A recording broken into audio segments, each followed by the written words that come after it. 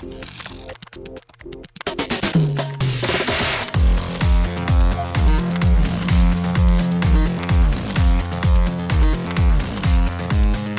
and welcome to Too Fast, Too Forever. There's all kinds of family, we chose this one. This is episode 141, Machete Kills from 2013.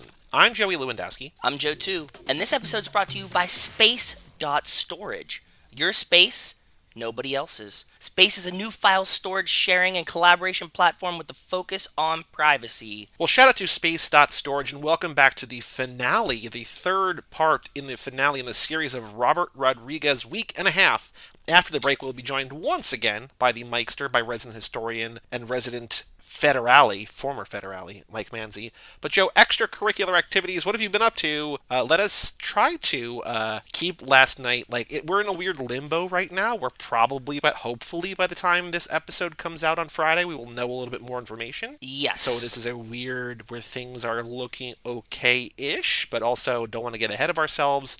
But aside from that, what have you been up to since we last spoke? We drank last night. I barbecued some chicken, trying not to get too depressed, and that's what we did. It's really consumed a lot of my media attention, right? So I haven't really been watching anything other than that. I hope it's not too preemptive, but I have a nice sense of calm this evening. I'm feeling pretty decent. So David Ehrlich, who is one of my favorite film critics, and he does the Year of Videos, he tweeted, I've switched from drinking to not be too depressed to drinking to not be too excited, which I was like, that's a pretty good shift. Oh, that's fun. That's fair. I like that. I haven't watched a single minute of the news. I have just been following along on 538 and via text and stuff, and so I have been at a distance. I tried to keep a relatively normal, just like, hey man, I got movies to watch, I got things to do. I'm checking on, this morning when I woke up, I was like, I'm just going to put Fate of the Furious on. I'm going to do it while I work. And I'm like, I can't have this movie on in the background while I'm reading literally 300 updates on 538. So yeah, it's an all-consuming thing. I don't know how anybody got any work done today, but we all made it through the workday, and here we are. I knew it was going to be a long day. I knew I wasn't going to go to work yesterday, so I drank all my drinking yesterday night. Just, sat at home, woke up, took it kind of easy. We went and got some cheesesteaks. We just had a nice, comfortable day. That's what we were going to do. So cool. So I watched a movie last night called Possessor, which is a brand new movie that came out. It's directed by Brandon Cronenberg, who I think is David Cronenberg's son. So David Cronenberg did The Fly. He's done all sorts of creepy body horror stuff. This movie actually weirdly fits in with this lap. It was a Fantastic Fest movie, or would have been from this year. They did some in-person screenings. It is a very gory sci-fi movie with some pretty intense body horror about mind control, kind of, and possessing other people's minds, and just hyper violent in a way that I don't know that you'll appreciate. I really liked it. I really enjoyed it. It stars Andrea Riseborough, aka the titular Mandy from the Nicolas Cage movie Mandy. Oh yeah. And also, who else is in it? Is there anybody else? Oh, Jennifer Jason Leigh is in it. She's the woman in The Hateful Eight. She's also one of the young girls. She's Phoebe Cates' friend in Fast Times. She was in it, and the main dude is Christopher Abbott. I don't think you ever watched Girls. Did you ever watch Girls? I watched the first 2 or 3 seasons of it. So there's Adam Driver, but then there was Marnie's boyfriend. I don't remember his name on the show, but he was a heroin junkie on the show. Do you remember him? No. I didn't even remember Adam Driver was in Girls until Rachel just pointed it out. Because now I think of him as Adam Driver, and he wasn't Adam Driver in Girls. He wasn't famous, right? So no, that was his breakthrough. As and famous. I think Girls is great, and I know that a lot of people are very polarized on Girls. I think it's great. I think Lena Dunham created an amazing show there. The breakout to me was kind of all the dudes, for a show called Girls, all the dudes were really, really good. And then Christopher Abbott played Marnie's boyfriend, who was this junkie and whatever, and through the show, he's got this arc of sometimes a good boyfriend and a bad boyfriend, and they break up or whatever. It's this whole. I think I kind of vaguely remember this, but go ahead. But as a co-get in the movie last night, and his girlfriend in the movie is Tuppence Middleton, who is from Sense8 and Jupiter Ascending, Wachowski stuff, so I like her from that. It's a very creepy, very gross. It came out, it came out on Blu-ray and VOD yesterday, so if anybody wants to find it, it's out there now. I guess watch the trailer, and if it seems too gnarly or too weird for you, don't.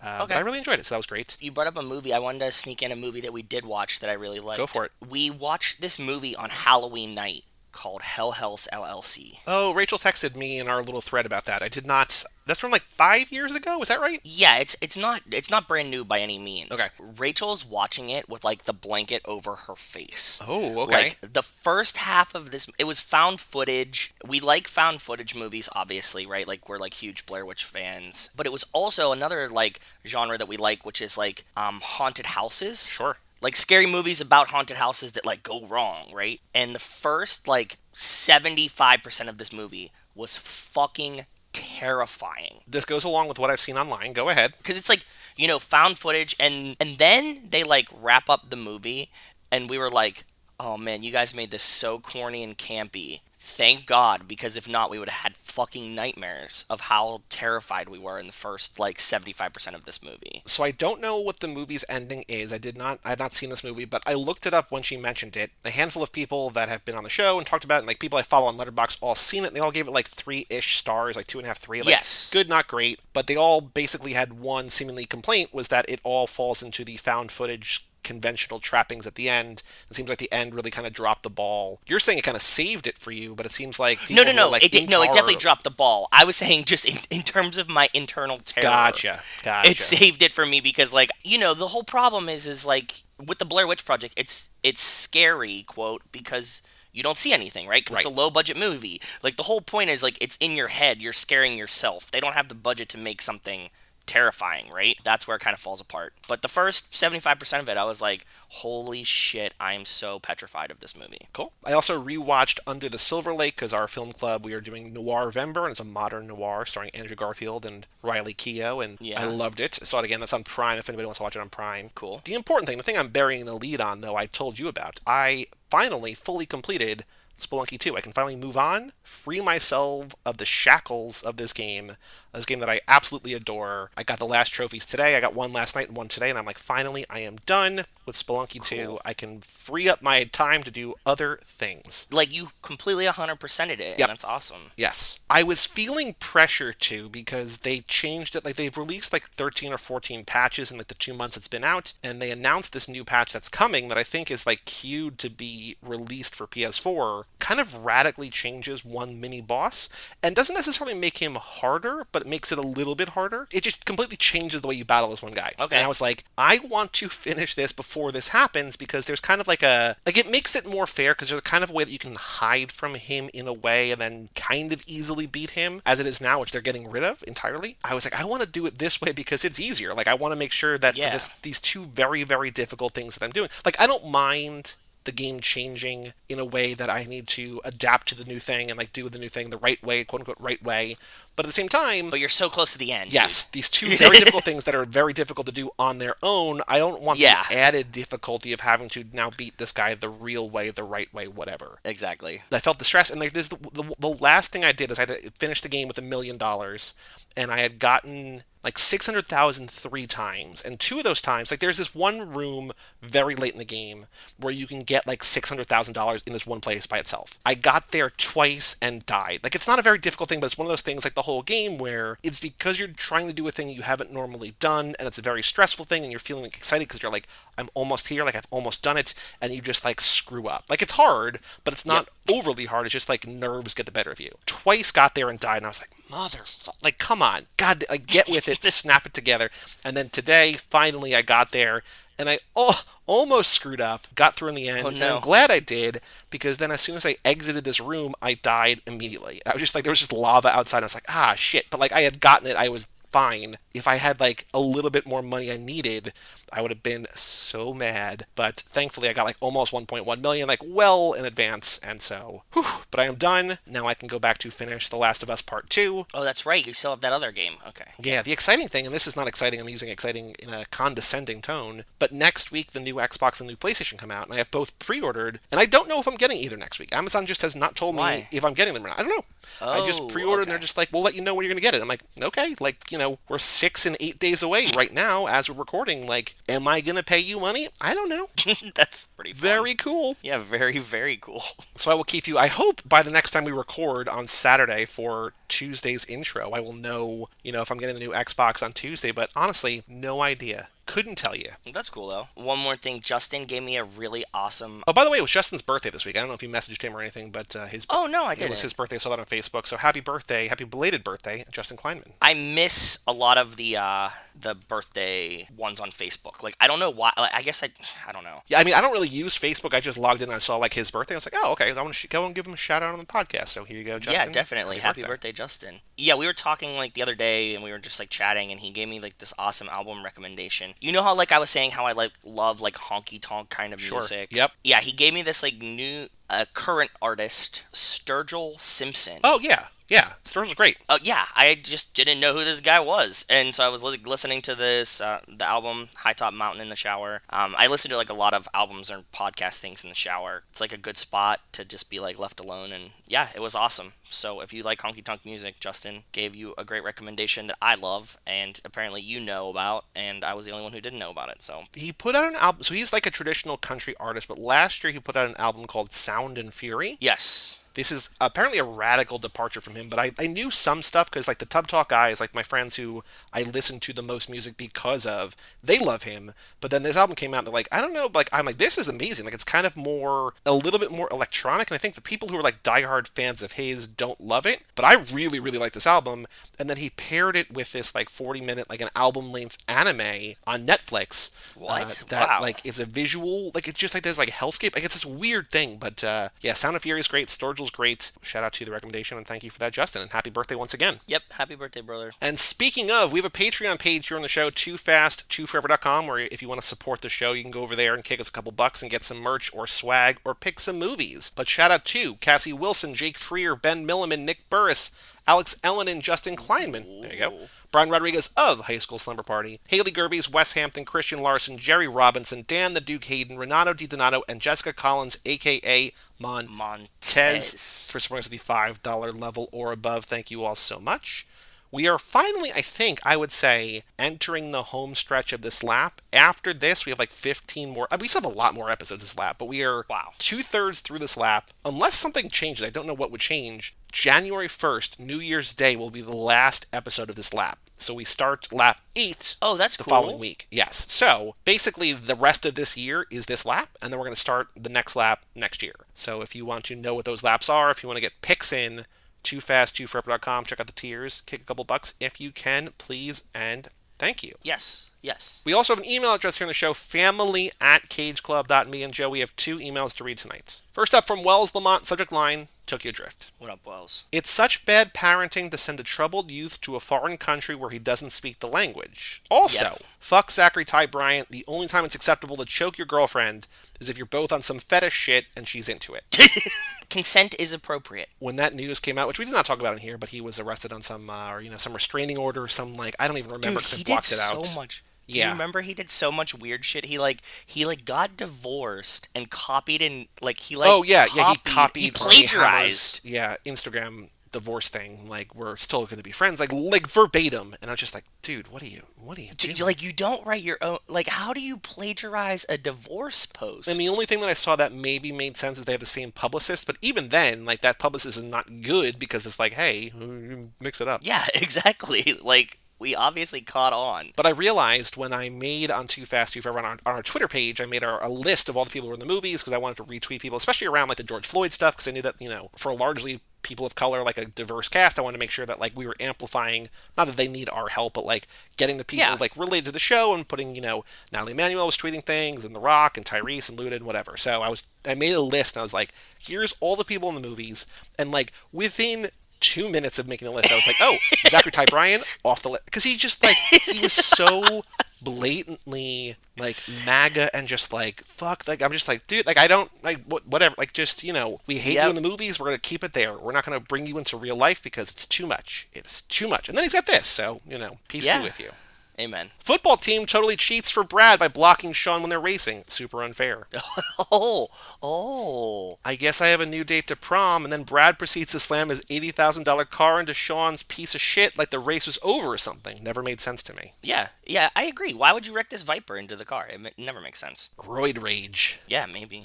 I never realized how much Han really misses Giselle and Dom and the team. When he's explaining to Sean about cowboys in Mexico, you can hear the pain in his voice and see the sorrow in his face. You can, but he didn't know that he was missing Giselle in the team at that point. I don't think that anyone did. Unless the time travel in these movies is so authentic that it has extended into real life, and yeah, Sung Kang is actually from the future.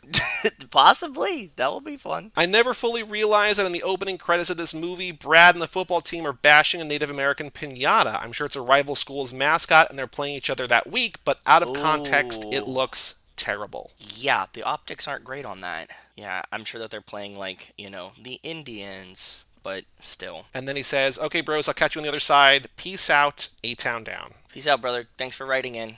Good to hear from you as always. Second email today from Jerry Robinson, subject line, Gravedigger. Okay. I remember the old Monster Jam commercials as a kid, and I always hear, kid seats are just $5, and oh yeah, that's featuring multiple champion Gravedigger, like the guy trying to make it more manly than what it needs to be. I've never been to one, even though I wanted to. Did you know there's another Gravedigger truck called Gravedigger the Legend, though not as legendary as the original?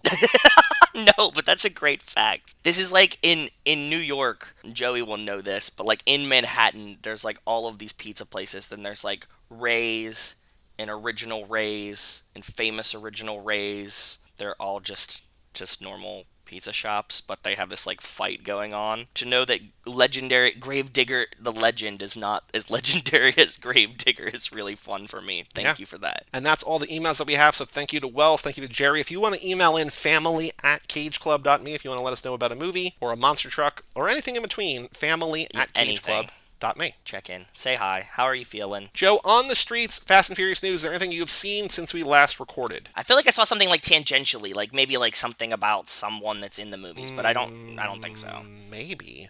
I have one thing that was from a clickbait article that is not news, but I almost didn't click on it. I was just like, I just want to see like what this article is, because it was on Polygon.com, which is a video game website, and it said the 10 most viewed YouTube videos of all time. Because the reason this came up is because this week the Baby Shark dance video just passed Despacito. It has like 7.05 billion views. So it just passed Despacito. But the reason I bring it up is because the See You Again music video is the number 4 video of all time. The 4th most watched video of all time. 4.79 billion views. Jesus Christ, that's a ton. The only other one that's above it is the Ed Sheeran music video for Shape of You. So Baby Shark, Despacito, Shape of You, and then See You Again. So Paul Walker, Forever in Our Hearts, and on the YouTube top 10 most viewed videos. Like almost that's 5 insane billion. To think. It's crazy. It's crazy. And to imagine that song is more than like Gaga or something. You know what I mean? There's no Gaga in the top 10. There was Psy. There were a couple of things. Like there's a couple of kids things that I just straight up have never heard of because I'm not in that world. Like I know Baby Shark, but like other things I'm like I don't know. There's all these like weird videos that the guy that I work with would like get into these weird holes about, and he like told me about them and we found them and they're so fucking strange. But do you know about these videos that they like make on YouTube for kids? It's like a fake cartoon with like no words, and it's just like shitty CGI of like Spider-Man and like SpongeBob and like every character that a kid would like totally just stolen and then made into a cartoon that doesn't make any sense. Like they just do like weird things in the cartoons. No, but it reminds me of that one episode of Corporate from this year where they were all about the like they had their pickles whole for breakfast. Streaming. Yeah, you find them, and once you find one, these have like a billion views each, and they're like these like 10-minute videos that make no sense. Every character you can imagine all in one cartoon doing like the dumbest shit. Monetize that shit, baby. That's what they do. And like I'm sure that these dudes are making like hundreds and hundreds of thousands of dollars by making stupid CGI cartoons that are copyright infringements. So it's very funny to me that every time I post one of our podcasts on YouTube, which if you want to listen to on YouTube, if you want, I mean, you could watch, but there's not just a still image.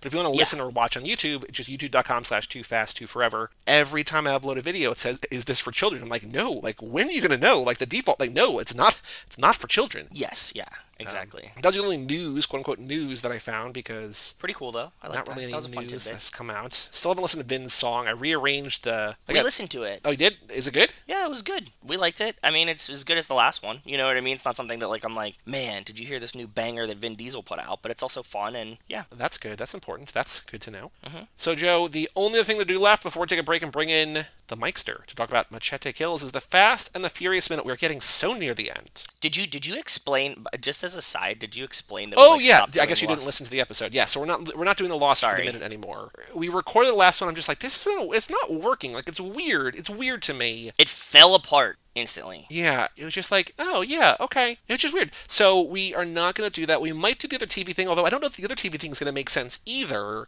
We might No. just fit that in how we're going to do Lost. Like, as you guys watch Lost, you'll talk about it a little bit more on the extracurricular activities. But like, we did like a 15-minute segment where I was just like even when Did you we're still save the recording, segment? I do. I have it. Yeah, I didn't edit it, but I saved it. I extracted it, so we have it. It was probably the best segment of Lost that I've ever talked about, in my opinion, but also was the worst segment of Lost we've ever talked about, in everybody's opinion. As I was listening, like, I literally can't say anything. And, like, there's Yes. nothing I can do. And I was just like, this is a bummer. Because I want to keep watching Lost, but it's just like, I need something And I else. get it, man. So, anyway, thank you all for voting. Turns out the winner might be neither of them. It was weird. It just like it hit this thing, and it makes sense, and we'll eventually fix it, but we don't need to fix it. You know, Yeah. you know, Yeah. you guys know, everybody knows, everybody knows. We're Everybody knows, yeah. I put a little minute-long thing in the last thing. But the Fast and Furious minute 99, we're getting so near the end. I don't know if Very it's a great close. title or not, but I just called it, because the next one is going to be, what is teased at the end of this, I'm going to call the next one, which we'll get to. But minute 99, Sirens Approach.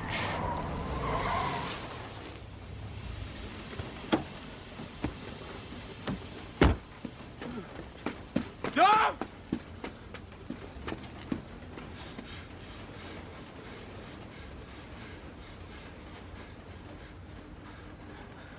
That's not what I had in mind.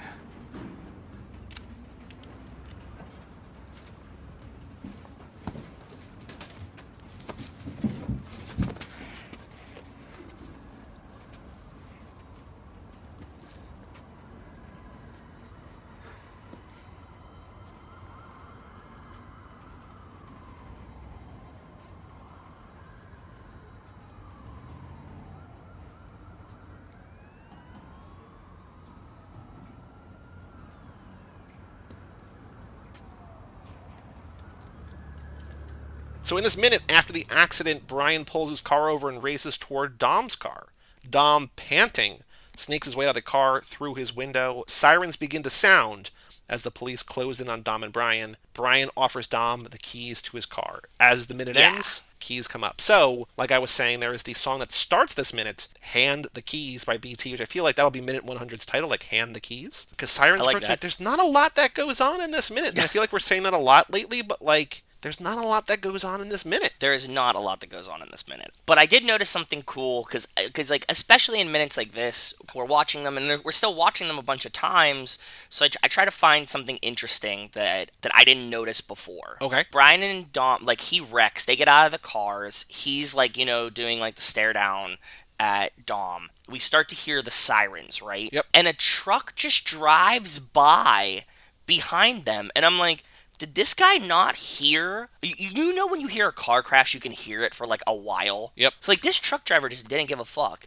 and just drove right by. And then I'm thinking, like, because this is a shipping facility and because they're recording there, do you think that this guy was actually just like, he doesn't, it's like a shipping truck. I always So wonder in those kind of things, like, where they got the rights, like, how much of the road they got to close down. Like, I'm sure that for a Yes. movie that's made by Universal, this is all blocked off. Like, I think they're like, hey, we know that you have to operate a business, but, like, we need, like, this 2 hours, like, you just can't use it. Like, there's some, like, you get Or you you get like permits work for it. around them, right? Right. Like you're like, you have a guy that stands there and is like, okay, you guys can go while they're setting up the shot, and then they're like, stop. But no, there's like a truck that like drives by them on the street. So, like, for bigger movies, not that this, compared to the later movies in the franchise, this is not a big movie at all. It's just a big movie because it's backed by Universal. It's not, you know, Fate of the Furious with, like, a $250 million budget or whatever, right? But, like, this is still a big movie. It's still got the funding. Like, they want to do everything by the book. They have the permits. We've talked about, for Tokyo Drift, like, the stolen shots of Tokyo where they're not supposed to be filming, but they filmed anyway, whatever. But as I'm watching smaller movies, I'm always like, oh, that truck driving in the background probably is just a truck.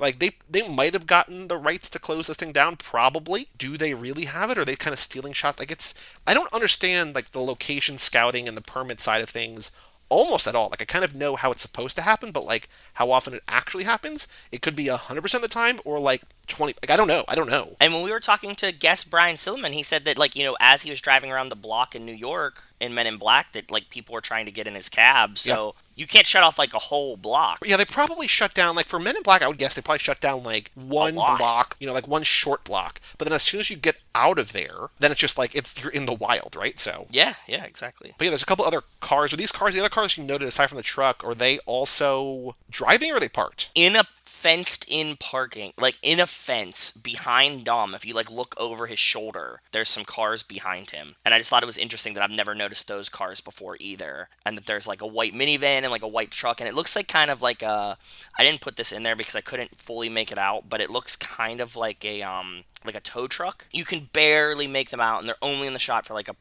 millisecond. Even though we're at the very end of the movie, when I see things, they both feel brand new and also like I've seen them a million times because I have. The way that Dom is panting and then the way that he pulls himself out of the car both feel like I've never seen those before in my life. Like, I'm sure I have, and I'm sure I've thought about seeing them, but they feel alien to me. What is going on here? Like, it's just, he's so, like, I don't know if he's scared, I don't know if he's hurt, I don't know if he's angry, I don't know what Dom is panting about, or maybe it's a little bit of everything, but, like, it seems heightened and almost comical in a way, and then the way he, like, snakes himself out like he's a race car driver, because, like, we didn't see him try the door. He just, like, goes out and, like, but he gets out in a way, through the window, almost without using his hands. I was like, how are you doing this? But I also think that that's because, like, there's, like, a roll cage in it, and I don't know if that door actually, do we ever see him open the door of the car? I don't know. What was it? There was some movie that we were doing, maybe it was Last Lap in the classic car movie. There was some movie where, like, I found trivia where, like, they showed somebody's feet, but it wasn't them because, like, there was some, like, it's not the door thing, but it's like the insert shots you see of people opening doors might not actually be the same car, the same person altogether. Like, it might be wildly different. So, yeah, I don't know. Exactly. Also, like, Brian looks like he's crying.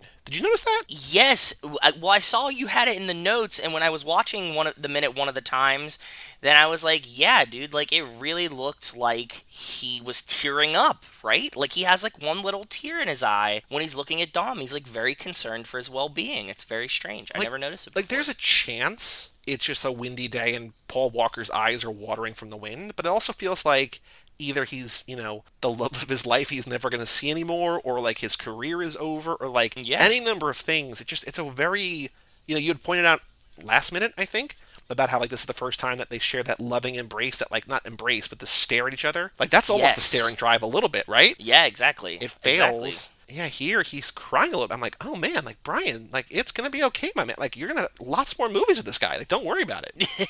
I know, right? And the only thing that I noticed, and this is what I have as a trivia question, I don't know if it's good or not, but we've got Dom with a visible cut on the left side of his head and he's bleeding. Unless you have a better idea, the only thing I could think of that was not like, how does Dom exit the car, which feels like a weird question. After the final race, where does Dom have a visible wound? The answer is his head. Do you have a better question or a different question than that? No. Oh, wait, the only other thing that I was thinking is, what does Dom say after the race? And he goes, that's not what I had in mind. Because I think that line was great, and I've never thought about that before. So that's leading to what I want maybe the question next minute to be is we had a question like in minute 3 or whatever, like, what's the first line of dialogue in the movie, and it's shit. It's Brian saying shit. Like, I want to have the question, like, what's the last word we hear before the credits? And, like, I don't know that. I have no idea what the last line is. Yeah, I don't know either. So I'm going to say, for now, let's do my question, and then that's fine. Because the next minute, I think, is the last minute before the credits. Like, we might even hit credits next minute. We might have, I don't know, literally any minute now. Not even, like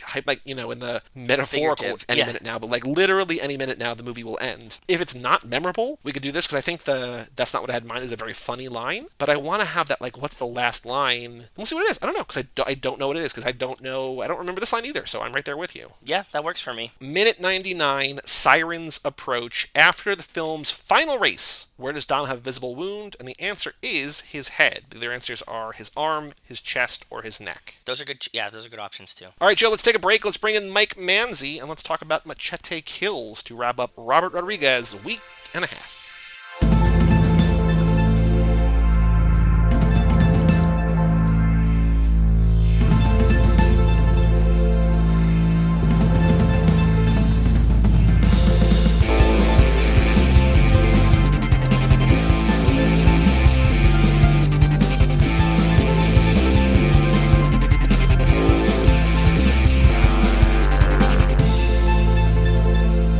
Welcome back to Too Fast, Too Forever. This is episode number 141, Machete Kills. This episode is brought to you by Space.Storage. Privacy, privacy, privacy.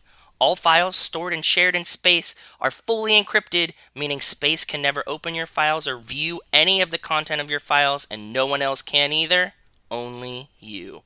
Shout out to Space.Storage. Well, shout out to Space.Storage, and welcome back to our finale. Machete Kills Machete may never be a trilogy, but this is our trilogy of Robert Rodriguez movies with Michelle Rodriguez in them. Varying degrees. This one probably the middle. Very briefly in Alita. Slightly less briefly, but not much more than briefly. It's a weird way of saying it, but she's not in this movie a ton. No. But with us, back from the last episode, we have our Machete correspondent, Mr. Mike Manzi. Hello, Mike. Hey guys, thanks for having me back. It's good to talk to you. I just returned from space, and there might have been an incident. Were you, like she at the end of this movie, trapped in carbonite? No, not so much, but I'm worried that there might be genetically modified clones of me running around somewhere. Oh, boy. Ooh, that would be a scary thought. I don't want to see any more Joe 2s, and I don't want to see any more Mikesters. No, sir. One is enough. One is plenty for the world. Will we be saying the same about Machete? Well, yeah, because One is enough. This movie begins with the trailer for Machete Kills Again in Space, which is a movie that has not happened yet, and according to Danny Trejo, might not happen because he got too big for Robert Rodriguez, but also just more specifically, Robert Rodriguez is busy. Like, did we miss anything, Mike, in that article? It just seemed like he was like, Danny Trejo says he got too big for his cousin to make movies about him anymore. Like, what actually was that article about? Well, so it started where I was logging this movie on Letterboxd, and I saw that Machete Kills Again in Space is slotted for a 2023 release, so I went and started Google searching it and stuff, and this one particular article just popped up, and it's kind of recent, right? And I think he was being more tongue-in-cheek because Danny Trejo is not a giant star. Like, I think he was just joking about that part, and I think it's more sort of like what we were bringing up at the end of the last episode is like Robert Rodriguez just been fucking busy. Like, he's got the TV station, he's got family life, like everyday things are getting in the way. Is he doing Mandalorian? Did he do the whole Mandalorian? He's doing an episode, right? Yeah. Oh, okay. Because I saw, like, in that article, there was, like, a picture of him with Baby Yoda, and I was like, did he do all of Mandalorian? No, Mandalorian is Favreau, isn't it?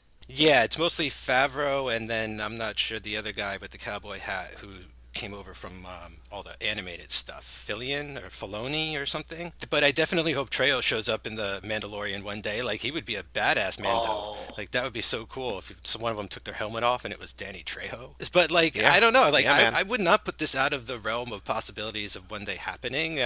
Most of the movie seems to have already been filmed in the trailer. It's just Like usual. fill in the blank sort of situation one day. I'd be down to watch it. And this one leads up to it. Like, you're clearly getting there. Yeah, no, the first movie is a standalone, and this is part one of two, essentially. Yeah. We're getting to space. We know space is coming. They're going to space. This is what happens. And maybe that's how Fast 9 ends, right? Like, they go to space, but it's not actually about space. Like, they're, Oh, you're right. Fuck, that's such a good thing, because we talk about Emrod and Luda leaked that they're going to space. So yeah, maybe, and then like Dom has to like catch up in space or something. I didn't realize how much Michelle Rodriguez had been in space already. Like, wasn't she on the moon in Alita, and like now she's in a orbiting space station in this movie and stuff. Like, that was. And she's in Avatar, which is she's- space-ish, Right. sort of, Damn, kind of. I totally forgot. Yeah, she had to go Yeah, through that's space right. to get there. Mike, had you seen this movie before, Mike? I had seen this exactly once in theaters. Like I mentioned in the last episode, I just forgot most of it. I just mostly remembered Mel Gibson showing up. That's about it. This was my second time watching it. I definitely liked it more this time. I like it less than the first movie. We'll get into the reasons and differences and stuff. But I mean, it's a completely different sort of take, I feel, on the same sort of idea, where it's like Machete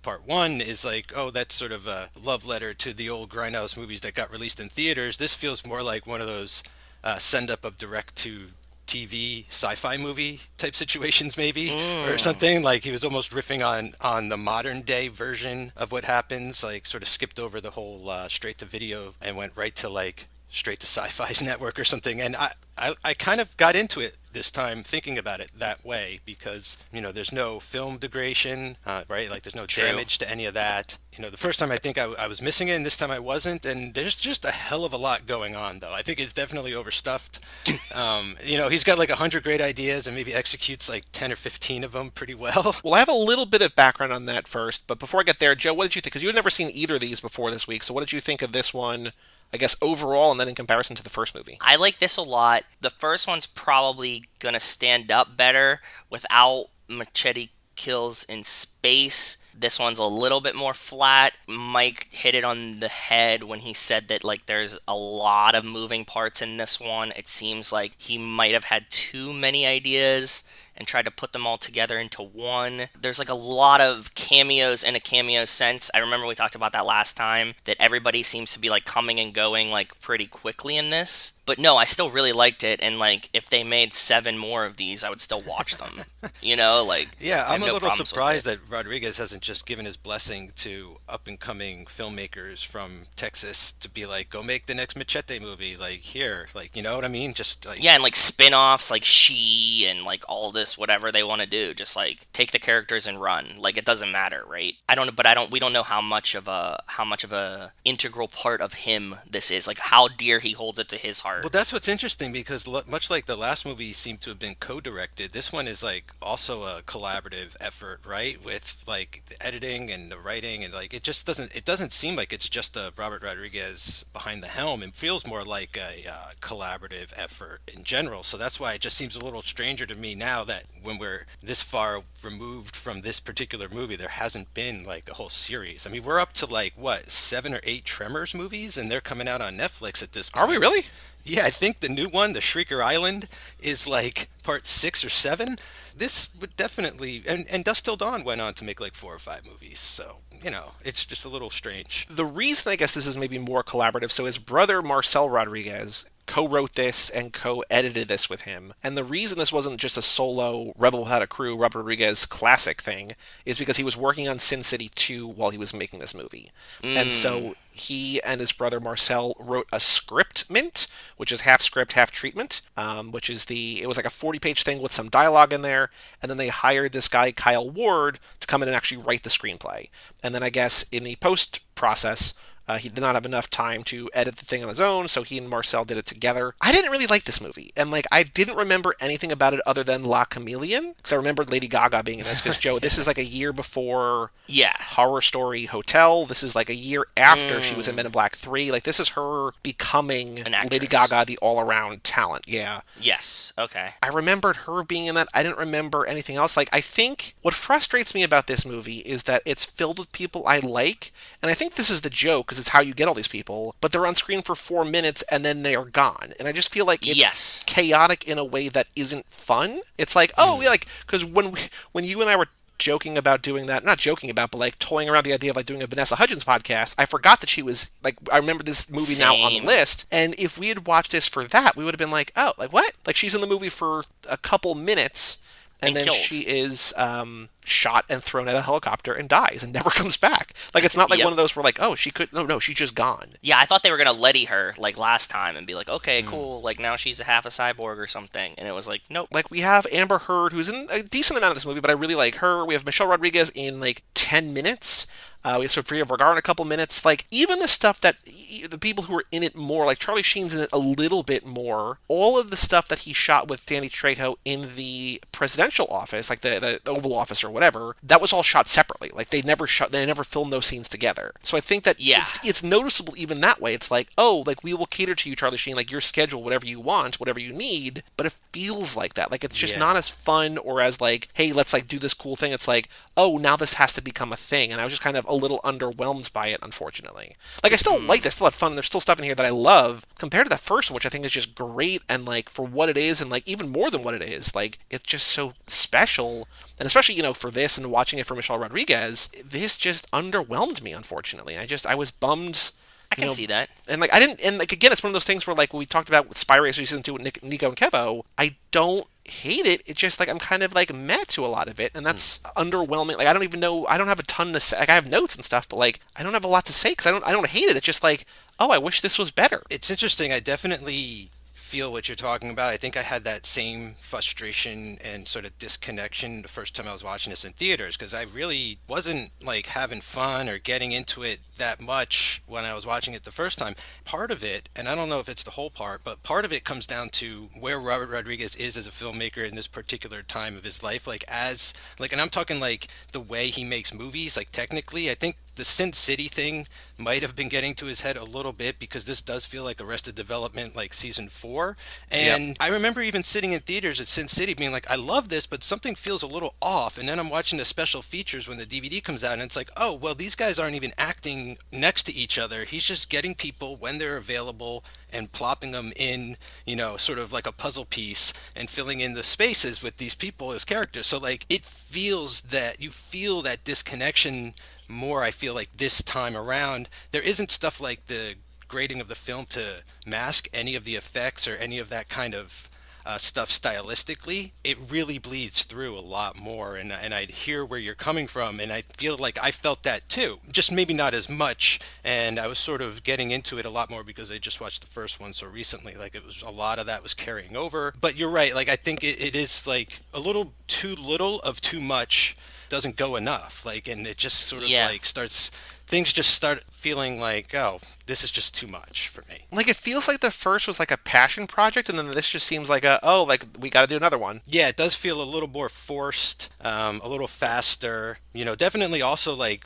way more computer effects that are noticeable, right? And I think he was way more into blending that, at least in the last one. I mean, and you got Tom Savini here on set. I'm shocked that there aren't more dummies and blood bags and things like that happening around the place. Yeah, all that can definitely add up. It's tough. Plus to find out he was filming Sin City 2 at the same time. Like, dude just bites off way Dominic too Toretto much. came out the year after, so I think he was probably like filming or doing because that movie has way more effects because that's all like almost entirely computer, right? So like he probably started and finished this one in the middle of all of that, I would imagine. Maybe just stretching himself too thin. Possibly. That's what it feels like. Yeah. You have too many ideas and you want to get too much stuff done. Nothing comes out as perfect as you imagine. To the Tom Savini point, Mike, like I watched Planet Terror before I watched Machete, and like that feels like very of a kind where it's just like practical effects and just like over the top gross out. And this is just all like CGI blood and stuff, and like the effects are kind of cool. Like the molecule gun that turns a person inside out is like a cool idea, but it's like you had Tom Savini there, right? Like you could have done something like grosser, and instead of just like red skeletons, kind of. Yeah. Again, like lots of really cool concepts. I mean, you almost should have just skipped right to the third one, if you ask me, right? Like just make the trailer at the beginning for part 2, and then we're right into part 3. That would have been cool in my book. That's such a genius idea, Mike. That's such a genius idea that you just like didn't, like 2 is like lost. Because but that's not what really. that's what he kind of did. And there's parts of this movie that very much remind me of Once Upon a Time in Mexico. Like that also has a blind gunslinger by the end of the movie, but that movie has flashbacks to a movie he never made, and he's like, yeah, so technically this is part 4. I never made part 3 because story-wise I didn't want to tell that story in its entirety, so I just did flashbacks to like their wedding, and then like him with his new, like forging his new vendetta, and so that way like throughout part 4 you sort of get caught up with the movie that, as he put it, sort of like got lost in distribution. It's like all the copies were just burned or something, it's sort of that idea. Is just like in the independent market, like once in a while a film gets shelved forever or something that never happens. So like it was in his sort of idea he could have like done that again. Because it seems like the movie he wants to make is Machete Kills in space, right? Like that's what this is. Like this seems like a thing you need to do, but like you don't need to do it. Like what you're saying is you're making a movie that is a reference to an earlier day of cinema where like just like there's missing reels in grindhouse movies, right? Like it feels like all those things where just make the movie you want to make and we'll catch up. Like, okay, cool, like there was a crazy guy who like sent a rocket into outer space with a bunch of people on there and we have to go stop him. Like, okay, cool, we got it. Yeah, I've seen that's all you need. Moonraker. I know that movie. Like this whole second half with Mel Gibson's just Moonraker, and that's great and all, but it also feels like 2 movies jammed into one. Like the whole Mel Gibson stuff almost feels like the first act of part 3, and like all this stuff with part 2 with the bomb and the cartel guy, while it's amusing and fun at times and stuff, it's just like that's more like Machete 1. And then this movie takes like a super hard turn into like all this crazy sci-fi stuff. It just doesn't have that balance here either, where there's some kind of like smoother transition, or I don't know what it could have been, but like something's a little off center.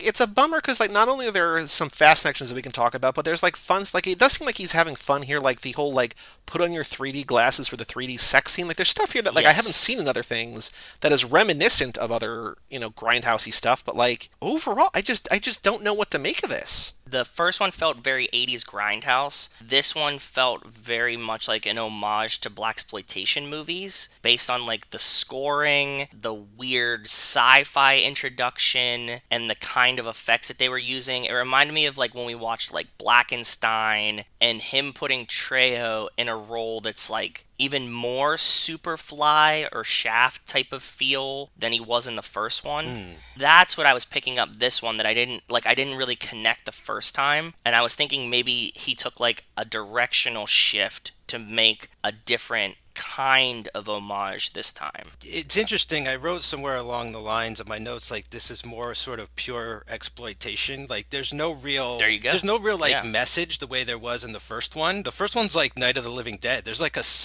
like a sneak attack message. If like the more you watch that, like the later it gets, like the more relevant it becomes and stuff. But this one doesn't really have that. Like it's more like riffing on pop culture, which is strange, and I never felt like was really a Rodriguez sense of humor. I don't know if this is an actual term, but like maybe mexploitation. Mexploitation's a thing. Yep. Yeah. Like it feels way more like something like that this time around, where he's he even doesn't die twice in the movie, right? Like he just can't be killed. Like he's pure myth now, and like the legend incarnate, whereas in the first movie he seemed more human and fallible at times and stuff, and he needed more help, and he had all these strong women helping him and things. And this one, right out the bat, his girlfriend gets fridged. It's like, what is going on? Like, you're sending that message right out of the gate. Like, I was frustrated with that because I love Jessica Alba in the first movie, and I just love her overall, whatever, but, like, I feel like that's probably, that's probably, like, I can't film this movie like I wish I could. I can't, but I'll be there for a day or two. Like, I think it's unfortunate she gets killed, like, the way that it's handled, but, like, I also think that it's kind of one of those, like, I don't have the time. Yeah. I don't want to give that a pass, but I kind of understand that. But then again, just recast her. Or just have her, like, on the... Yes! Like we were talking about on a recent episode with Nico and Kevo, like, have her just, like, off on a secret mission somewhere, right? Like, they don't have to still be together, right? So, yeah. It's the idea of of killing her off, as opposed to being, like, she's doing something super cool that you don't see. There's, like, way more, I feel like sort of focus on like sex and sexuality way more, and like we get a bordello straight out of Dusk Till Dawn in this, and like, well, that's some of like my favorite stuff. I also almost feel a little guilty for enjoying it so much, but like the titty bra railgun and like all that, she's got the strap on from Dusk Till Dawn, the 6-shooter between her legs and everything. What's weird about that, and like I haven't seen the Spy Kids movies, but like the Spy Kids girl is one of those working girls. I think it's Alexa Pena Vega, and at one point, she's wearing essentially like assless chaps, and she turns around. You hear the Spy Kids theme. No, really? Oh, I didn't catch that. I don't know what because I haven't seen those movies, but like in the trivia, you hear it's. I'm like, what? Like really? Part 2 is actually kind of quite creepy. Good. I really like Spy Kids too.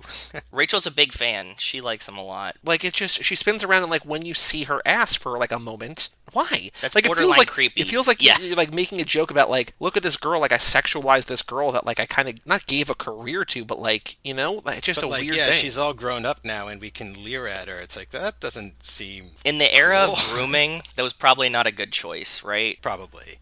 I mean, have you guys seen Sin City 2? I mean, unfortunately, that's kind of a spectacular disaster as well, and for many of the same reasons. For that reason, I don't know what was going on with that. There just isn't the same sort of soul in there, and it also has women just like walking through that movie completely naked half the time for no reason. All that same misogynistic stuff. I mean, that's also on like the actual story and Frank Miller and all that other shit going on behind it. But I'm just saying, like, was there really a need to make Sin City 2 in the first place? Couldn't he have just focused? I would have preferred him to just focus more on the Machete series. It's his, or at least that he originated. Yeah, there's just more fun to be had here. I don't know, and I'm just not having it as much as I wanted, I guess. Because like the thing about both like the Machete series and the way that Sin City 2 kind of flopped, like, it almost makes you think, like, oh, this guy is not a guy who wants to do franchises, but, like, he did Spy Kids, he did the Desperado trilogy, like, the Mariachi trilogy, like, he's totally fine and seems, like, to enjoy the franchise element of things, right? Like, Yeah. I don't know why it doesn't work. Maybe because he's doing both at the same time. Yeah, Yeah. that could be. And also probably, like we were talking about last time, like probably while getting his TV network up and running and like whatever, like there's a lot going on here. And I'll give Just him in this, general. like you look at Alita, right? And it's like I'm kind of like all is forgiven. Like that is kind of one of those miracle movies, at least technically, where it's just like how did this like that looks. I imagine like Ready Player One looked at that movie and just like cries in the corner because of the way like that looks and it looks and stuff. It's just like amazing that he made that movie, and it's whatever he went through or got over. I feel like he's over that hill. Very excited to see whatever else is coming out from now on. Fingers crossed for part 3. I think part 3 can work really easily here. And he might even be able to get Leo to be the voice, at least, of the man in the silver mask. I was talking to Rachel about this, and I was like, when, you see the trailer at the beginning of this, if you're Leo, do you kind of have to do this movie now? Yeah, I don't think you have to do it, but I think like nobody has to do should. anything. Yeah. What's really weird is how close Rodriguez and Tarantino are, and how much Leo went on to work with Tarantino. And this is almost like my best friend's actually working with Leonardo DiCaprio right now on Django or something. And so like I'll just sort of throw this in there as an Easter egg or whatever, as a joke, to be like, I got Leo in my movie too. Like, you think you're hot shit? That's where sort of my mind wanders. But, if they were to sort of revisit this franchise at this day and age, I don't see this being beneath Leonardo DiCaprio the way it wasn't beneath Robert De Niro to star in the first one, Exactly. What does he got to do? Like a voiceover, right? Like, because it's just, he doesn't have to actually put the mask and makeup on. He puts him in such a weird position where, like, if Leo doesn't do it, it makes Leo look really bad, and it shouldn't. Well, he gives Leo an out by saying, and himself an out by saying, like, actor subject to change. But I also think he gives him an out in this movie by having us see Mel Gibson become that character. Yes. You have whoever it is, like whether you have Mel Gibson come back or Leo or whatever, the fact that his face is burned and the mask is probably fused to his flesh now, like... He does give him an out. It's a real Destro situation. You guys did G.I. Joe, right? We did the first G.I. Joe, yeah. Yeah, at the end of that, he gets like the nano mask over his messed up face or whatever, and it's like forever fused, I guess, is the idea. He doesn't come back in the sequel, which is far superior. Oh, so what else was like sort of I mean, I know we're going to get to the Fast connections and stuff, but another Tarantino connection is the guy who plays Mendez is Bob, the Mexican from The Hateful Eight. It's just sort of another sort of instance, I guess, of like crossing over. And that guy, this time around, knowing that I knew who he was, like really stood out. I think his performance is actually pretty good. He's the heart bomb guy, right? Yeah. Damien Bashir? Yeah. He's been in a ton of things. Like, he was in... FX had a series called The Bridge, which was a remake of, like, a Swedish or a Danish show or something that was not great. It was him and Diane Kruger, speaking of Tarantino connections, from Inglourious Bastards. Yeah, like, I've known him because he's been around. I think he's in Narcos. Like, he's in a lot of things. Like, he's great. Like, he's awesome. I don't like his, like, multiple personalities here. Like, that feels like a weird kind of quirk that, like, doesn't work. But yeah, overall, he's amazing. I love him. Yeah, it felt like there was one too many. Once he revealed himself to be a secret agent, I was like, we're already gonna go to Moonraker. I don't need an actual Bond in this movie. I thought Machete's James Bond. He's the Mexican Bond, like that's definitely like his role in all this. So it was a little strange they put like an extra hat on his character like that. I was just enjoying him having the two split person, like having a split personality is fine, but yeah, you introduce the third and it's just like, where does it stop? M. Night Shyamalan's guy, like the Beast's gonna come out. I was actually enjoying the multiple personalities thing because we did just watch Spy Racers 2 and there was a lot of mind control and it was very reminiscent of that, and I was thinking about like Dom turn on the family, but we've never seen like a multiple personality guy in the Fastiverse, and I was like, oh, that would be really fun to just have like one character be like, oh no, like I'm a sweetheart, and then be like, no, I'm a psycho kill. Like, what if like Charlize comes out in 9 and it's just like, wow, I just woke up, this is not what I meant to do. I mean, it's how you get her good. Yeah, I mean, if the goal of Fast and Furious is to get everybody to be a good guy in the family, slam dunk. Absolutely. You just like bonk her once with like a pan, and she's like bonk, and she's like, oh man, let me help you guys. Hold on, shit. Yeah. You have to hack the hacker's mind to like unlock the brainwashing. That's amazing. They introduced like legit full-on brainwash technology in the Spy Racers series, and that definitely crosses. Is Mind that control. Eteon technology or? We talked about it. I mean, No. maybe or it's of a type for sure. All right, that's just because you're right. Like, it's the perfect out now to turn any bad guy good again, you know, just like on the switch of a dime or whatever. But I also like the idea of like implanting false memories. I think they got into that more with the Vin Diesel movie Bloodshot, right? Where like he was being fed fake memories and stuff. So Yeah, we call that Yeah. bloodshotting, even though like Memento did it 20 years earlier, and like a bunch of other movies have done it like way earlier. But for at least for me, I think Joe is probably Yes. If not, I'm trying to call myself dumb in a way that like it's happened so many times, but like to me, it's now just bloodshotting because like it's the first time Yes. on this show that we're like, oh, that's the thing that happened. Then we saw Memento, we're like, oh, he got bloodshot in Memento. It's like, well, actually, no. I mean, Memento was way earlier, but like. Yeah, to us, especially because it's Vin, you know. And then what else did we watch that somebody got bloodshotted in? Was it Universal Soldier? Universal Soldier Day of Reckoning. yeah, Yep. I think that happens in the original too. These aren't my memories and stuff. Yeah. What fast connections did you find in this? Because I saw Oh, a I found a couple. bunch. Yeah. But before we start with Fast Connections, I just have to. I'm contractually obligated to mention that Sofia Vergara is married to Joe Manganiello, From and he is a Pittsburgh. Pittsburgh boy. Yep. They are big Steelers fans, and they go to games and wear black and gold all the time. So that's just got it out of the way. I'll never not think of that guy as Alcide from True Blood. Yep. So that is forever the werewolf man in my mind.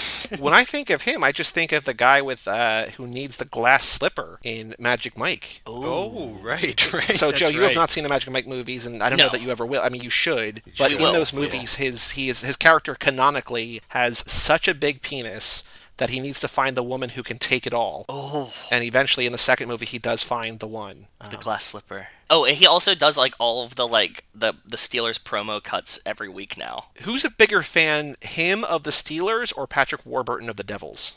Oh, They're both pretty good for He people who do not need to be like they're just celebrities. Like they're both huge in their fans. respective ilks. Yeah. Patrick don't Warburton know. actually dresses up like in Seinfeld as part of Putty's character to be a huge Devils fan. Yes. And he like puts the face mask paint He on. comes and he comes back to Devils playoff games and Yep. does Yep. the whole thing. In terms of that, McConaughey is a big fan of UT Longhorn football. Like, That's funny. He was just on Coward yesterday. I was watching him, and he was just like they were showing all the clips of him at UT, and like he like had like a whole breakdown of like how they can become great again. Like his whole like sports analysis of like what they need to do to like turn the program around. the one UT game that I went to, he was up in a box, and he led the whole stadium was led in the chant, the Wolf of Wall Street chest bumping by him from a box to spur the Longhorns on to a loss. I don't remember who they played, but they lost pretty bad. That's really awesome. Okay, Okay. fast connections. Connection to us first. We said it. Vanessa Hudgens. Sure. There's a quote at the beginning that I thought was very fast. Like I think Michelle Rodriguez says it, but I'm not. I don't remember who. Oh no! It's Jessica Alba. She says it. She says, "You're the one who taught me that the law and justice aren't always the same thing." Ooh. And I was like, oh, that like really plays into the Fast and the Furious because we're always talking about like, are they good guys or bad guys? And Yep. like, they're always getting justice, but it's not following the law. So that's kind of interesting. We get to the scene where they have to go collect the car. And so we go to like the chop shop in Mexico, not Machete's chop shop. And he's going to collect the car, which is very reminiscent of like the Ice Charger, right? That's sort of the first thing I saw when I thought of when I saw it. But also in that chop shop, he has multiple oil drum grills. This is straight out of Dom Toretto's backyard. Yeah. Oh, like barbecue grills. Okay, yeah. Yes. Like he like has like a smoker that's made out of an oil drum, and I was like, oh, that's cool. And then when they drive past the front of it, he also has a grill that's like another oil drum, and I was like, this is really cool because we see Dom cook the chicken on the oil drum grill. Other things, we go through tunnels under the border, Yeah. which is very right? Yeah, we don't spend way enough time. I figured we were going to get another gimmick somewhere in that tunnel where he had to like swerve or turn, or there was like, make a left, make a right, like make another right, like some kind of, Well, I think that's because Fast and the Furious did it already. Well, yeah, I know, but still, I'm saying you're like down there, you're doing something. Yeah. Like, put something in there, like drive by a bunch of people digging more tunnel or something else. But like, Yeah. you're just in and out of that thing. Very quick. In and out, like right in and right out. So then we get to the part where Machete is with Mel Gibson and he has the heart and they're like doing their whole long trying to get to space. Machete takes a telescope and smashes it and picks up blue bottles, Yep. puts them in the telescope and like opens them and fires them. We've seen like the Nas harpoon gun, but we've never seen Nas bottles themselves As the bullet, essentially, right? and I was thinking about that because like we shot the seed out in two with the Nas canisters. We've seen the Nas harpoon gun, but like what if they had a tube that could shoot the Nas bottle like into a car? And I thought that would be really interesting. That they need a Nas refill, and so they shoot it into the car, and it like. No. I was thinking like, they're fighting a tank and Brian's like, I don't have anything to shoot at this tank anymore. I'm all out of bullets. Oh, okay. Like a And Nos Tyrese is like, rocket. Tyrese is like, but I have this big pipe, and they're like, just crank it, and like they light the end of it, and it just like shoots like a rocket launcher at the car. Yeah, it's interesting. Don't they use the Nos to sort of juice up that little like grappling gun or whatever, the harpoon gun, Yeah. right? But they should have had the idea, like someone should have walked up and been like, "Why don't you just shoot a can of Nos out of that thing?" And then they could have looked at each Exactly. other and been like, "We're so that's so obvious." Yeah. And we have like giant vehicles now with like buses and like a tank that you can't take down. Isn't that like the ultimate thing? And they kind of like jaws it. They like shoot the Nos tank into it and like shoot at the Nos tank and blow it up. And that would be a really cool thing that I'm like, why have we never seen that before? Like you do every other type of explosion. So we talk a lot about Michelle Rodriguez in Six. I'm always fixated on the line that I can't believe they convinced her to say, I thought you were team muscle. Don't make me come over there and make you team pussy. And we're like, how did they get her to say this? And it's a very stupid line of dialogue. Like, in this movie, she uses that word again like 3 or 4 times. Sofia Vergara uses it too, and I feel like that's more of a stretch for somebody who is known as whatever her name is mom. on Modern Family. No, because I think that that's like a fun gag that like, you get like a wholesome person to say something raunchy. Michelle Rodriguez uses it in a derogatory way. Like, she's not even talking about vaginas. Like, she's not even using it as like slang for that. And I'm like, God damn it, that's the second time they got her to say that. We start to notice these things as we're watching the I mean, actress. she like, said condom in 3 different movies, right? Like it's Exactly. Yeah. We're like, so how do we get her to say, like, it doesn't feel natural either. This isn't like something that I really expect a lot of people to be using. I guess maybe it's just my friend circle or something. Like, these aren't like words that like come out of their mouths a lot. To hear a woman say it now in 2 different movies, it just feels like it's very jarring when I hear it. And then immediately afterwards, she gives a little kind of Letty nod where she says, like, I knew I smelled bitch in the air tonight. Or it was before it. And I was like, oh, that's very, like, sniff, sniff, I smell skanks. And I wonder if he was doing that or if it just, like, played into the movie. Do you think that, like, it was a nod to Letty or no? maybe more realistically, it's just what we were talking about, her being coded male and just having like very tough aggro things to say. You know what I mean? Like one of those just That's like fair. Yeah, it's also getting sort of a bit of her like Resident Evil SWAT team member coming through a little, because she doesn't make it's not like the first movie where like she sort of turns into she. We see like there's a drastic shift sort of even in the way she dresses, and this she's just from the beginning. It doesn't really go anywhere, unfortunately. I don't know where you could have taken it because it already starts at like 10. But part of me also thinks like she was just allowed to like throw down some lines of her own if she wanted to. Like, what do like, let me do a take. Is that her go? Like, we talk about, like, No.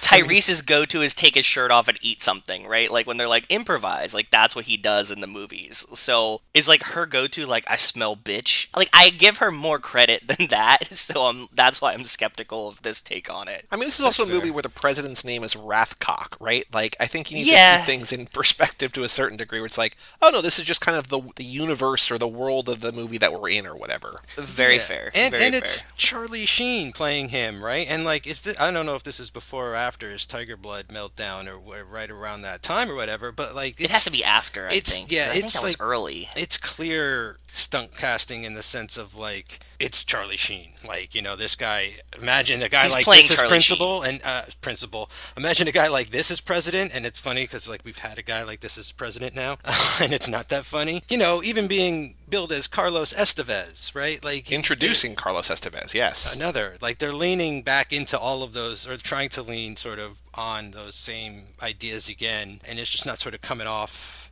quite as well. It's funny because I think Clooney plays the president in one of the Spy Kids movies, so I was expecting him to show up for some reason. Just film Ooh, that him would be by fun. like iChat and have him phone it in. Oh, he's like via satellite. We get William Sadler though. Death himself shows up in this, so that was kind of cool. Going back, the Charlie Sheen Tiger Blood thing was 2011, so it was between the time of the first movie and this movie. So this is kind of like his, his rebound vehicle, I guess. I don't know. Breakout. Has he Yeah. rebounded? Well, I mean, no, He but left there- 3.5 Men or whatever, 2.5 Men. Yeah. The weird thing is, I actually think his performance is kind of like perfect. Probably wasn't given like very many notes. Just come in, like sound like you mean it, and say it like you would. And eventually, it just built into like lots of fucks and stuff. And that's exactly how I would imagine Charlie Sheen starts trying to explain things. Where he's like, first he's like, all right, here's the idea, and then by the end of it, it's like, it's not that fucking difficult. Just listen. He goes off the rails. Yeah. I had two funny things that aren't Fast Connections that I wanted to ask you guys about. I think another, like, Rodriguez directorial joke in this, to go undercover, he makes them all the venue staff, and they just completely blend in. Like, what do you do? Like, you just put the brown people in, like, uniforms to pass out food, and everybody's like, oh yeah, we don't even notice that they're here anymore. Well, they made that joke, maybe not better, but they make that joke for sure in the first movie when he shows up to the house and like, you ever wonder like when you just like Yep. let him like a brown guy with gardening equipment into your house and like you don't even know if he's the gardener or not, and then like he weed whacks the guys to death, right? So I wish he got more political with this one. I wish like he pushed. Yeah. I wished it was just more of like the idea about like the Mel Gibson character being this Elon Musk type who shows up, and others. It's like strikes me more of like an Edison, to be honest with you, like tyrannical and shit.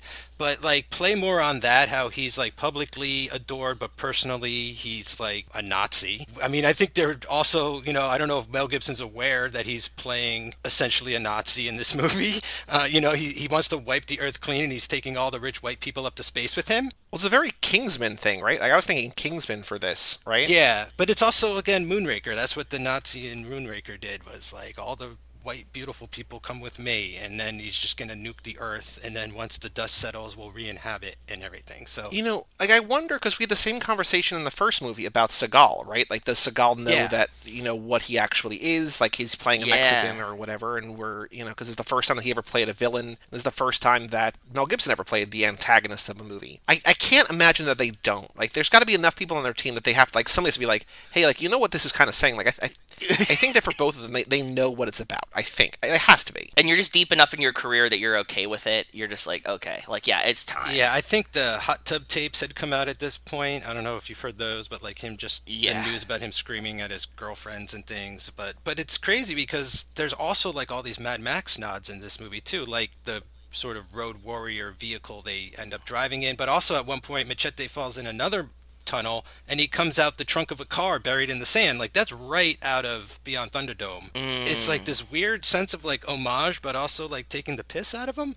And so maybe they cater or like make it more obvious that like these are the things we like you here for, and then it's like more secretive. It's like we're gonna sneak in all this other shit maybe he won't catch or something. At the party scene before they take off to space, to signify that they're going to the future, they have a bunch of lava lamps on all the tables. They're drinking Orbits. Do you remember Orbits? Yes. And it's just like so aesthetically pleasing to put an Orbits next to a lava lamp. Where did he find Orbits bottles to put in this shot? It's the same kind of thing to me where you see like in like period pieces old-timey like Coca-Cola cans or whatever. It's like I imagine Yeah. there's got to be either like people who are just making these things all the time that they're like great fabricators, or there are entire warehouses in like California and Austin and wherever where it's just like all old equipment of everything. Like, oh, you need a You're right. Coca-Cola yeah. can from 1974 with like the weird here you go. This is what Like, I was thinking. Like, where do you get these from? And is there like some dude that's just like some guy in California that's a hoarder that you just like go to him and he's like, "You want a case of Orbits? I got one here." And you're just like, okay. Could be eBay, right? Like, you could just go...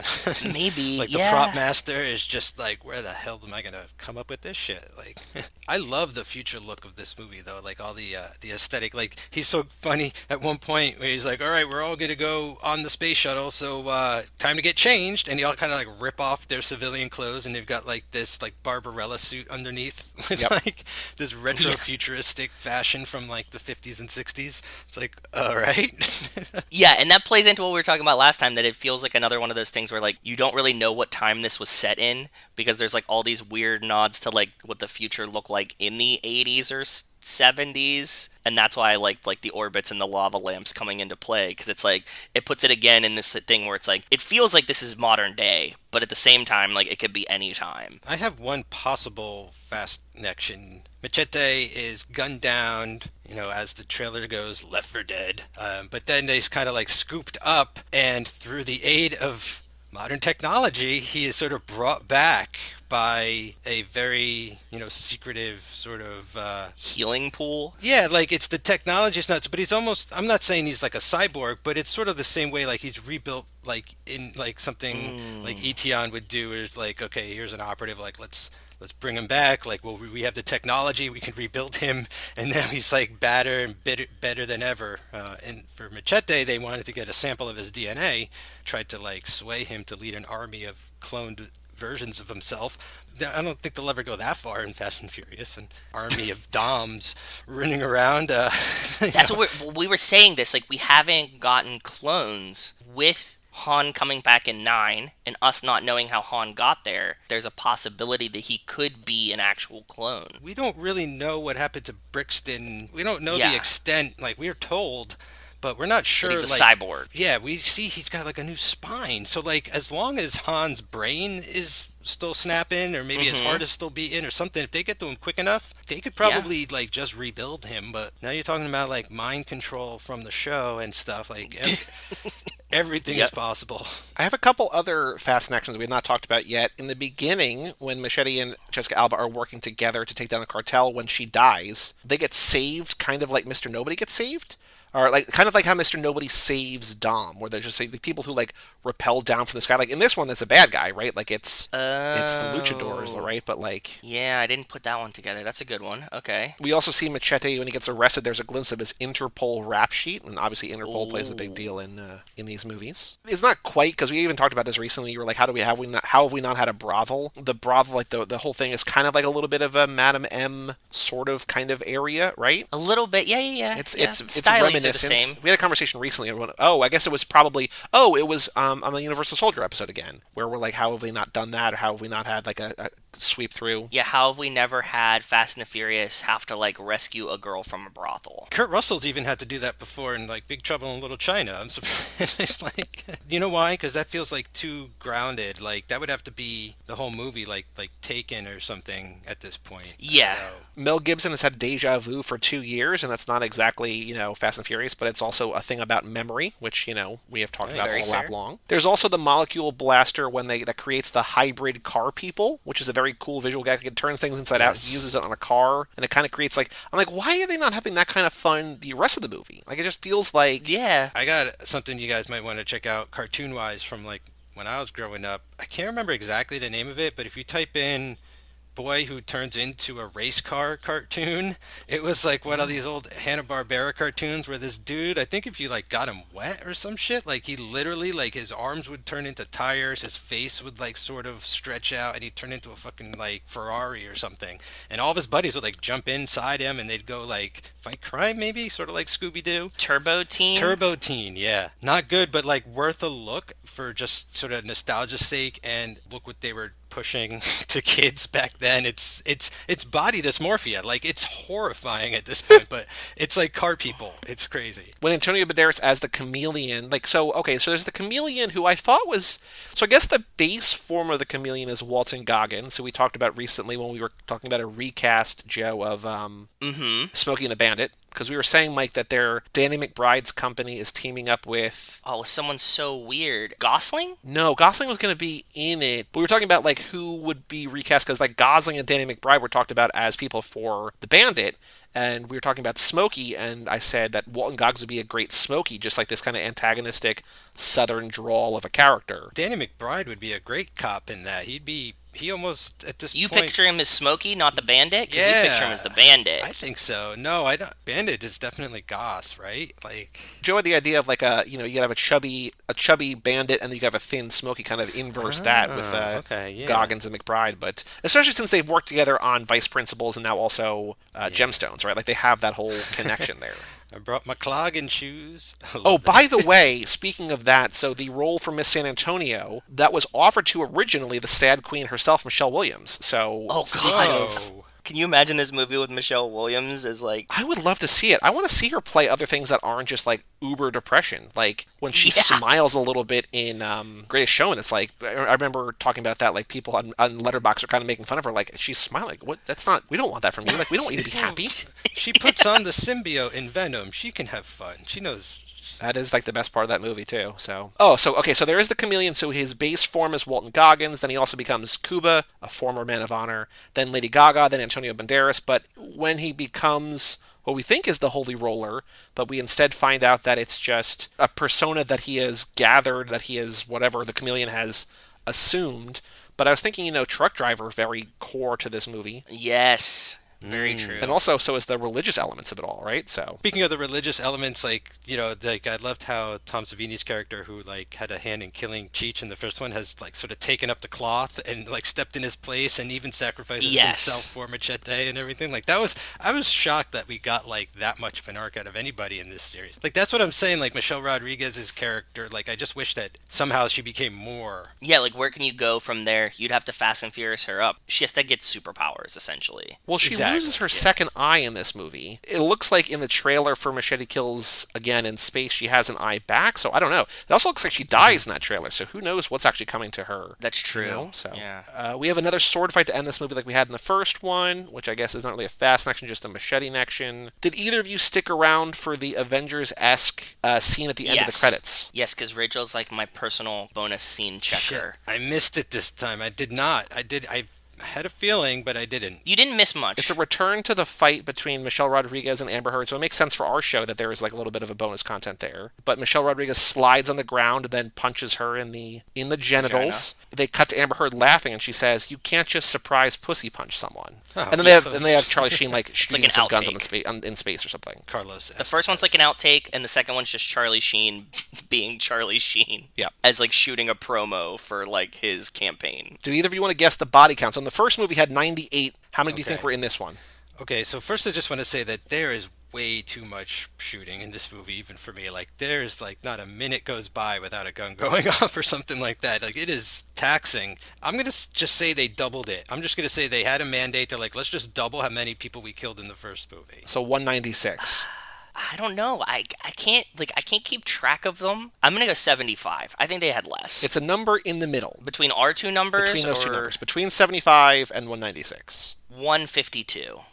I'm gonna go lower, 125. Lower than both, so somewhere between 75 and 125. You have one more guess each. Make it count. Is it 98 again, exactly?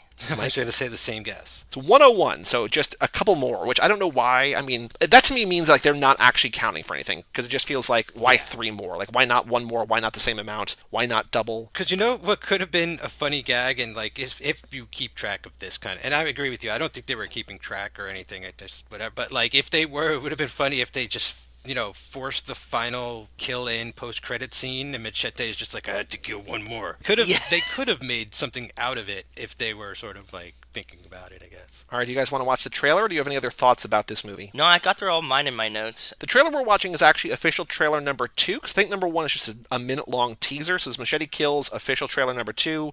Movie Clips trailers, 2 million views. It's 2 minutes and 41 seconds. I must have seen this in theaters, but I don't remember seeing it in theaters. So do you feel like you've never seen it before? No, I'd seen it because I remembered Lady Gaga and I remembered the space stuff. I remember seeing the trailer. I remember... That's never a good sign. I don't remember it being so long. That shocked me. Because I think I do remember seeing it in a theater and thinking it just flew by. There was just too much going on. I couldn't even pay attention to what was happening. But this time watching it, I was kind of checking the time, being is there really an hour left in this movie? Like that Yeah, was... like I think I said that for the first one. Like these should both be like 90 minutes, and the first one's an hour 45, but it doesn't feel needlessly long. And then this is an hour 48, like it's even longer. And I don't feel like I feel like there's less going on. All right, Joe, you ready? I'm ready whenever you are. All right, 3, 2, 1, play. This is like a slow start.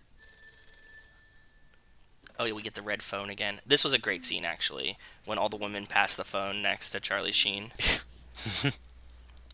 He's the president sleeping with 4 women and 3 women in his bed. Mr. President, we have a situation. Like, He was trained to What? kill. it just feels like the slow point. Like we're 30 seconds in, like we finally know that it's a machete movie. It's just like I don't know, like Then left for dead. it feels like this is a movie without an identity. Your family.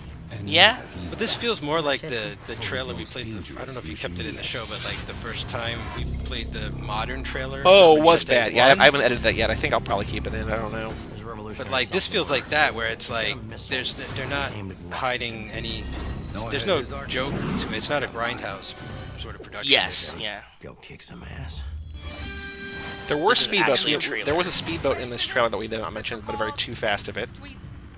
Oh, we don't get really speedboats. Like, enemy may have a missile. There's the speedboats that are out in the water when they go to meet, when they introduce Roman to Tej, right? And Tej and Suki are sitting there, like there's some speedboat racing or something, but That was a yeah. Machete Kills. That's what he does. October 11th, it came out in Give me my October. double D's. oh yeah. Also, Sofia Vergara. Did you mention, Mike? She has not only the double D's, but also like the penis the crotch rocket. gun. I think Yeah. Yeah. It's. I know you want to market this as best you can, but I'm also surprised that they spoil every single cameo as if Oh, they're in yeah. the entire movie. Because I mean, the way you sell this movie is based on the cast, right? It's based on the names. So But I feel like all you need is really Mel Gibson, because it's like has Danny Trejo gotten that big, or has Mel Gibson Well, fallen that far? I think if you're by putting Lady Gaga on the trailer, you're getting a different audience. By putting Michelle Rodriguez, you're getting a different audience. By putting Jessica Alba, you're putting, you know what I mean? So it's like, Yeah, no, you want to put like at least Michelle Rodriguez back, and what I did not remember, and the trailer's over, there's like 30 seconds of nonsense Yeah. at the end. Mike, you were right last time. Chingon is Robert Rodriguez's band. I did not know that that band made one of my favorite songs from the Kill Bill movies, Malahenia Salarosa. Like, I didn't know that that was him. Like, I knew that he had, you know, I think he scored maybe Oh. Kill Bill 2 for $1. so that's like a traditional song. Like I think that's a cover, because he talks about that extensively. I think he even uses that as way back as like El Mariachi, as like, you know, a song Ooh. that has been with him like almost his entire life. And Joey, this is the story where I got the like, okay, so he goes to Quentin Tarantino, pay me $1 and I'll do the score to Kill Bill 2. And he takes that song and he stretches it out into different themes and versions throughout the entire movie of Kill Bill 2. That's so so like cool. the score is an adaptation along the way of that particular song. That's very I'm cool. a big fan of that song as well. Tarantino would go on to direct that one scene in Sin City, like the cop car with all of the red and blue, like crazy lights. Like he did that for $1 in payback or as a return favor or whatever. But like, Yeah. that's cool. I like that. The Letterbox game. So for reference sake, went up a little bit. Mad Max Fury Road has now been seen by 659,000 people. 659. Machete Kills 2013, directed by Robert Rodriguez, starring Danny Trejo, Mel Gibson, Damian Bashir, Amber Heard, Michelle Rodriguez, Sofia Vergara, Charlie Sheen, Jessica Alba, Tom Savini, Vanessa Hudgens, Lady Gaga, Cuba Gooding Jr., Taylor Banares, has been seen by how many people? I'm gonna go less than the first one. Which I think was like 100,000, if I remember. I'm gonna go 72,000 off the jump with this one. Okay, Mike. Okay, I'm going lower this time around. I'm going 55. Both too high. Wow. 43. No, I'm going even lower than I'm going 15, Somewhere in between 15 and 43. One more guess each. 38. 28. Mike's a little bit closer, and he did not go over 31,000, so a precipitous drop-off. Yeah, huge. This Big. did not play as well as the first one for sure. I feel like that first one had tons of anticipation, right? Well, maybe Yeah. not tons, but like if you were a fan of that Grindhouse movie, you were Pavlov's dogs just waiting for this. Once it came out, I think it might have even split the audience then, and the ones that were left was just not enough of a legion to make a dent. Like, I don't know why or how this is the case, but I feel like after you see Grindhouse, you're like, I need to see Machete. But then after you see Machete, you're like, I don't think there's the same, I need to see Machete Kills. It's like, Yep. Oh, yeah, I'll Right, see but it. then you see Whatever. Machete Kills in space, and you're like, I need to see that. Make that. Yeah. Like, you had that idea, but you went with this. So out of those 31,000 people, average rating of 2.54, most common rating of 3, then a Ooh. 2, then a 2.5. How many people have it in their top 4 movies of all time? Low. Like, I'm going to say, like, none. Mike says 0. I say 4. Pick a number between those two. 2. 3? Both wrong. It's 1. Oh. It's that kind of night. So we're going to go to Karosh, Carrosh, at Karosh on Letterboxd. Top 4. Her top 4. Her number 3 is Machete Kills. The top 2 are very gettable. The number 4, I don't even begin to know how to describe. Number 2 is a movie that Mike mentioned earlier this episode. Planet Terror. No. Oh, man. I don't take notes of what I said on the show, just of what I watched. Let me think of movies that Mike mentioned. Kill Bill. No, but you're very close to both of the first 2. You're very close to. Sin City. Nope. No, you're getting farther away. Dust Till Dawn? Nope. You're getting farther away Mariachi? still. Yeah. Spy Kids. You're going in the wrong direction. Spy Kids 2. Still in the wrong direction. You were closer with Kill Bill. Night of the Living Dead. Oh, Oh, Hateful Eight. No, he didn't say Inglourious. Yeah, Hateful Eight. Nope. Django. Yep. Number 2, Django. Okay. Number 1, still in that same ballpark. Pulp Fiction. Yep. Pulp Fiction, Django, Machete Kills. The number 4 is a movie from 2003 starring Russell Crowe. I can't imagine is good, but like has a really high rating. Like it's one of those kind of movies that I Is think... it Virtuosity? No. That's the one with Denzel, right? That's an amazing Russell movie. Crowe. That might have been earlier. 2003. What was 2003 Russell Crowe up to? Russell Crowe, Paul Bettany, James Darcy, Edward Woodall. It's not Beautiful It's not. Mind, right? From Like, that was April 1805, Napoleon is master of Europe. Master and Napoleon? Commander? Master and commander, the far end of the world. Far side of the world. I heard that movie's incredible. I've been meaning to watch it for years, and it's on some lists of like franchises that should have been that never were. Like there's a whole series of books about this, and yeah, I hear that movie's incredible. It has a 3.7, overwhelmingly 4 stars or above on Letterboxd. It's on Hulu right now. With a title like that, it just sounds terrible. Like that's not a movie that I would ever like. Yeah. It's a Yeah. long see. title. That would be like Machete Kills again in space, but also on the other side of the universe in some unknown planet bunker. Also, like Russell Crowe playing Napoleon. I'm just like, yeah. No, he's not Good. Napoleon. He's the master and commander, right? Like, Oh, I have no idea. It's his. It takes place on one of those old war vessels, like when there's still rickety ass wooden boats and sailboats and shit. And he's like barking order. It's like Pirates of the Caribbean time, and he's like barking orders, and they're trying to get across the sea.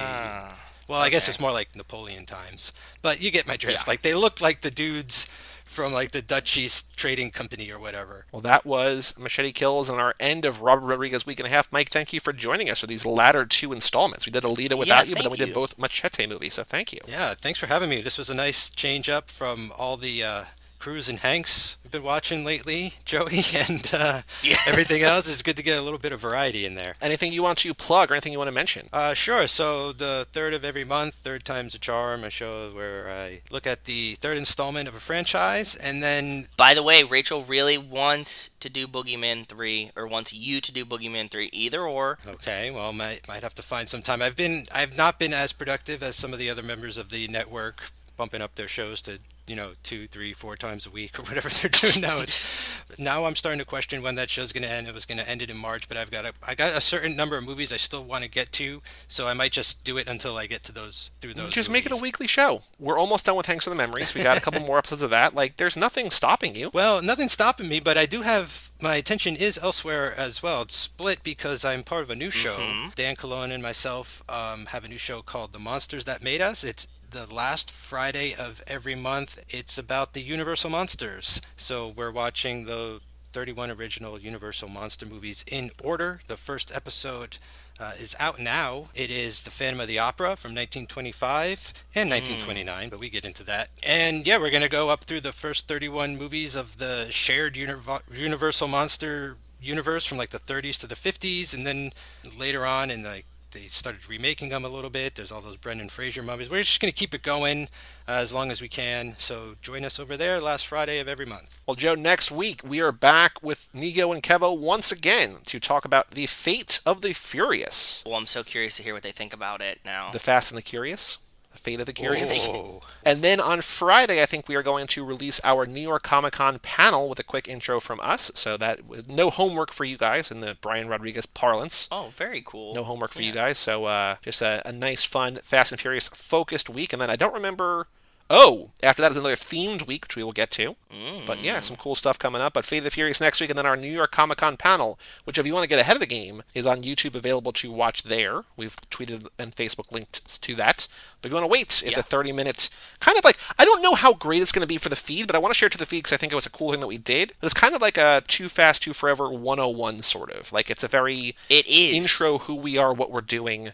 So it's a nice thing to maybe bring people on board. Like, that was why we did it on YouTube at all, but I think here could make sense too. Yeah, I feel like it was a good it was a 30-minute pitch, essentially. Not that it was, but... No, I don't think that's wrong or unfair to say. I think that's absolutely what it was. And I think that's kind of the point of it. Like, it was pitching us and pitching our take on the franchise to, like, focused by the LGBTQ HQ branch of Comic-Con. Like, yeah, we're looking at the series that people think as, like, vroom vroom, as, like, a progressive, inclusive place. So I think you're absolutely right. Yeah, I just didn't want to be like, oh, we, like, went to do this as a pitch. Not a pitch for the show, a pitch for the movies. Like, the movies will welcome you. You can give or take us, but yeah, that's what I'm saying. Any other thoughts from either of you about Machete or Machete Kills? I'm ready for Machete in Space. Yeah, if they ever make it, special episode of Third Time's a Charm. Well, yeah, we'll have to do a crossover episode between this and that, right? So... Right. Fuck, I totally didn't even think about that. Yep. Which of our actors would be most likely to show up in that for another podcast that we've done? Yeah. I think Keanu would love to go down. He's a good guess. Play around with Robert Rodriguez's little factory. With the hint that Justin Bieber would play the robot, Zeph has a good shot. If he can't get Justin Bieber, he could definitely throw Zeph in there at some point as like a robot or something. What if Zeph is the body double and Leonardo DiCaprio is the voice of the Mel Gibson character now? Like, they just use Zeph's body and, like, they get him shirtless and, like, all kinds of stuff. Or stuff. The Rock. Just don't stop there. Just make The Rock the man in the suit, and it's just huge. Well, this movie does already establish, like, weird voices coming out of weird bodies with Walton Goggins, talking as Antonio Banderas and Lady Gaga. So, yeah, just have a body that looks like The Rock, but sounds like Leonardo DiCaprio. With, like, still the tattoos, too. Like, the big, like, what is it? He has, like, the Texas fucking Longhorn tattoo on his chest. Imagine him shirtless. What if he's like an alien now that the network's all galactic and shit? Maybe he comes from another planet and is like, I don't know, maybe he's got like horns or something. I don't know what they do, but I think Dave Bautista would have a lot to say about that. I think he's got a lot to say about a lot of things, but for all things Too Fast, Too Forever, you go to cageclub.me, facebook.com/TooFast2Forever, or at TooFast2Forever on Twitter and Instagram. Email us, family@cageclub.me. Check out our Patreon page at TooFast2Forever.com. Wells, if you're still listening to this, I'm expecting a tweet that does this whole end thing, too. If you did our Patreon subscription, people, here's looking at you, kid. I'm Joey Lewandowski. I'm Joe, too. And I'm Mike Manzi. And we'll tell you all about it when we see you again.